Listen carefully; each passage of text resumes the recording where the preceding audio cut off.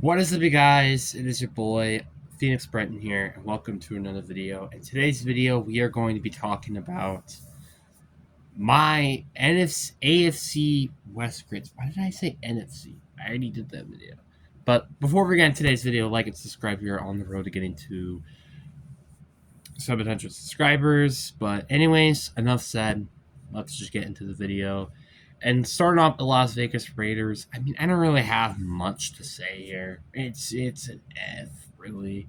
This is the worst team, and I don't feel like they're gonna make much, if at all, a lot of progress in 2026.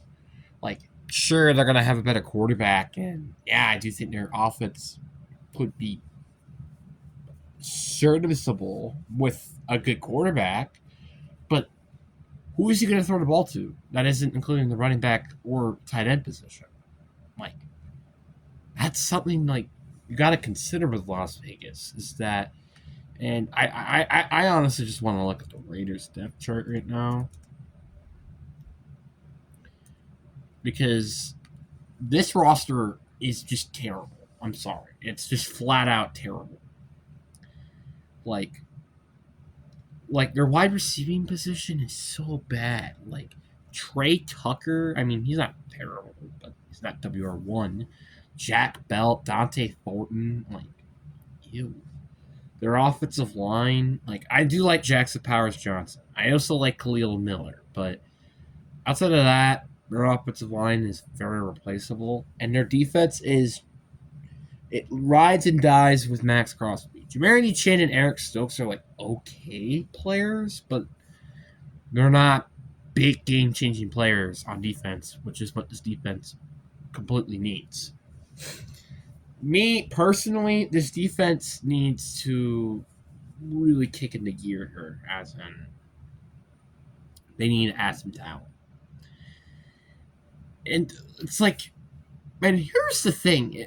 Like, personally, let's say hypothetically they roll the exact same roster from this year, except besides the draft. Like, how are they going to fix this team with that one draft? Like, obviously, like, yeah, you're going to get a quarterback, right? But, like, then what do you do with your next pick? Like, do you go draft defense? Like, you need a linebacker, like Anthony Hill Jr. might be available in round 2, CJ Allen out of Georgia. Or do you take, like, a corner or something? Like, I think D'Angelo Pons could be a potential target in round 2 or round 3. But it's like, it's so interesting for me to see how this team's going to address their offseason. But besides that, this team's an F, and I think it's very obvious. The Chiefs, I mean, do I really have to say much about this team? It's an F. Now people are going to be like, oh, Patrick Mahomes, he was injured. Oh. That's not an excuse to me. Yes, was the schedule very difficult? Yes, I understand that, right? The schedule was not very easy. But, like, losing to the Raiders in Week 18, losing to the Titans 26-9, to be fair, this was when Patrick Mahomes got injured. Then losing to the Texans 20-10, losing to Dallas, like, it's just this team is just not good. Like, it was just not good all year, it kind of felt like, to be honest. And that's why I think it deserves an F. And now it's like, wait, why is Kansas City getting an F when they're 6-11? When you've gave teams similarly to that record, like a D or something, right? It's off of expectations. That is why. Let's look at a team who was 6-11 this year, like Cincinnati. I think I have them going like a D or D minus because I did kind of expect them to be around that range. Let's see another team here, like Dallas. I think I gave Dallas like a C minus or something because I wasn't expecting them to be good this year. The Saints, kind of the same thing. I think I gave them like a C minus or something. It's off of expectations, which is why I give this team an F. I would give it like a D if that was around my expectations. Maybe a C minus if they surpassed my expectations, but they didn't. Then I got the LA Chargers next, and this team is just sad to me. Like, this team has kind of been in the same cycle year after year after year after year after year. They're kind of similarly, not entirely, but similarity to the Pittsburgh Steelers. Like, they're good enough of a team, but they just like never win a playoff game. They're kind of in the same cycle as the Dolphins, except right now they're in a better position. But like, you just cannot tell me that this team is not in a, just kind of a frustrating team to really talk about. Yes, were there both tackles injured, and they had like Trevor Panning, who they traded for like a peanut basically to get, sure, but it just doesn't make much of an excuse to me. I feel like this team overall gets a B plus in my book. I think they had a good season, right? Like they made it to the playoffs, but they didn't do really much afterwards, which is why I feel like it is fair to have a B plus.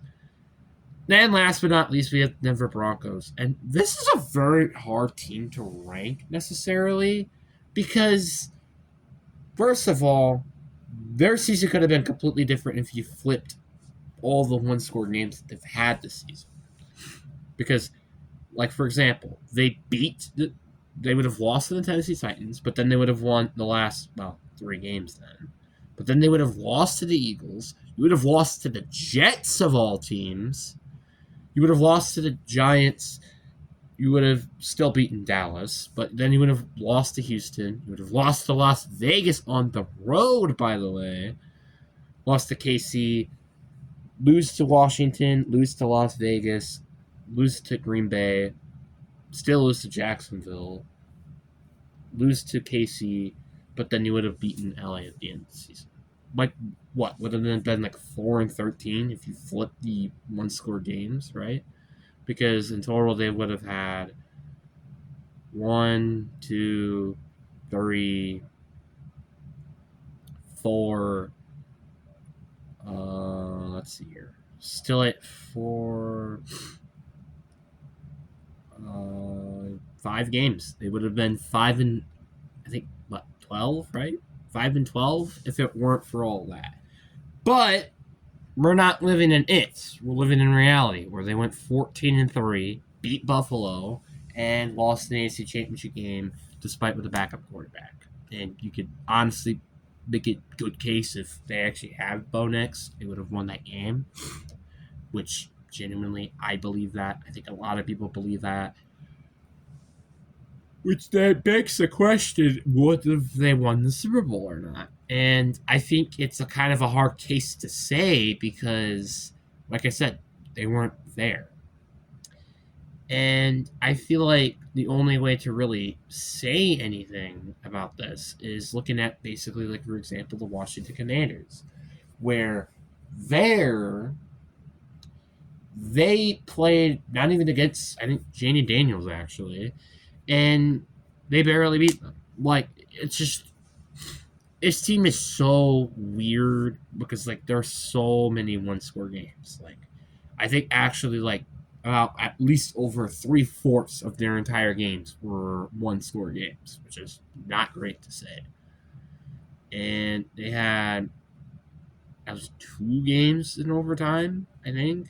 Yeah, they had at least 2 games in overtime, and